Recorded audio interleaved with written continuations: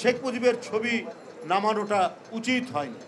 7ই নভেম্বরে সিপাহ জনতার ঐতিহাসিক বিপ্লবের মাধ্যমে রাষ্ট্র ক্ষমতার পাদপ্রদীপের আলোয় তিনি উদ্ভাসিত হলেন। শহীদ রাষ্ট্রপতি জিয়াউর রহমান কিন্তু শেখ মুজিবের ছবি বঙ্গভবনে তিনি আবার সেখানে পুনঃস্থাপন করলেন। আমার আজকে যারা এই অন্তর্বর্তীকালীন সরকারে আছেন, আমি একটা সংবাদ পড়েছি, সেইটা পড়েই বলছি যে এটা সরকারের একজন উপদেষ্টা মাহফুজ সাহেব জানিয়েছেন যে বঙ্গভবন থেকে শেখ মুজিবের ছবি নামানো হয়েছে। দেখুন, এটা করেছেন ঠিক আছে, কিন্তু সময় তো সবসময় একরকম যায় না। যার যতটুকু ইতিহাসে অবস্থান আছে সেটা থাক। আপনারা স্বাধীনতার পরে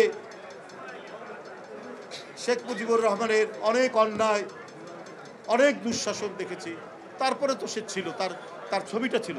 জিয়াউর রহমান কিন্তু তার ছবি পুনঃস্থাপন করেছে। আমি মনে করি তার ছবিটা নামিয়ে ফেলাটা উচিত হয়নি। খন্দকার মোস্তাক নামিয়েছিলেন, জিয়াউর রহমান তুলেছিলেন। ইতিহাস আপনার নির্ধারণ করবে, বিচার করবে।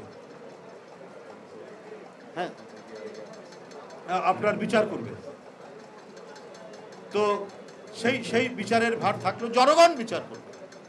কিন্তু আমাদের জাতীয় জীবনের, জাতীয় ইতিহাসের আন্দোলনে যার যতটুকু অবদান সেটা স্বীকার করা হোক।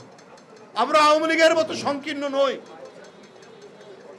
আমরা ছোট মনের প্রচার দেব না। এই জন্যই বলছি শেখ মুজিবের ছবি নামানোটা উচিত হয়নি।